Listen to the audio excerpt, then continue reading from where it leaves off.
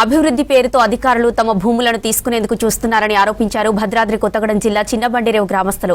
పొజిషన్లో ఉన్న తమ భూములను తీసుకుంటే పురుగుల మందు తాగి చనిపోతామని హెచ్చరించారు. చిన్నబండిరేవుకి చెందిన దాదాపు 50 మంది రైతులు పంట పొలాల దగ్గర పురుగుల మందు డబ్బాలు పట్టుకుని నిరసన తెలిపారు.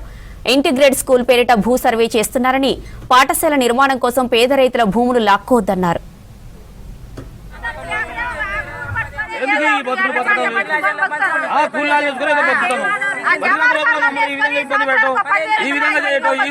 పోరాటం ఈ విధంగా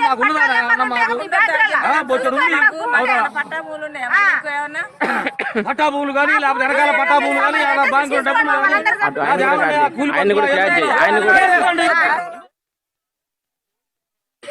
మాకు ఉన్న భూమి మనిషికి 1 ఎకరం 1/2 ఎకరం అండి. ఇంతమంది జనాలు కూడా దాని మీదనే బతుకుతున్నాం. లేదు మీరు మీ భూమి లాక్కుంటాం, మీ ఇష్టం, మీరు ఉన్నది ఏజెన్సీలో మీరు బతకకూడదు అంటే ఇక ఈ ఉన్న ఏజెన్సీలో బొచ్చినంత ల్యాండ్ ఉంటది.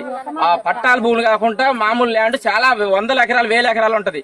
కనీసం మాకు ఉన్న అదే 1/2 ఎకరం కూడా ఉంచకుండా మమ్మల్ని ఏదైనా చేస్తానంటే మీరు ఏదైనా చేయొచ్చండి. ఇక మేము ఇక బతికేదే దీని మీద.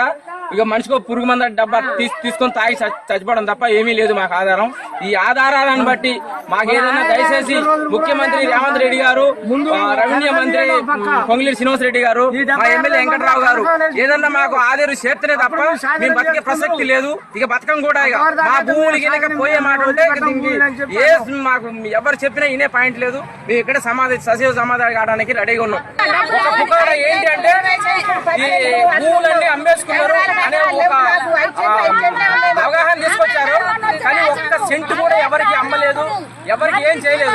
ఉన్న భూములు మొత్తం మేమైతే 10 సంవత్సరాల నుంచి వరి పొలం వేసుకుంటే ఆ వరి పొలం ఎండిపోతా ఉంటే ఆ ఊకే తట్టుకోలేక జామాయిలు వేసుకున్నాం. ఆ జామాయిల ద్వారా ఏదో రూపాయి ఆధారంతో మేము చేసుకుంటున్నాం తప్ప వేరే ఒక సెంటు భూమి కూడా ఎవరికి అమ్మలేదు, ఎవరికి ఏం చేయలేదు. రేపు భూమి కొన్న ఆయన మీద కూడా మేము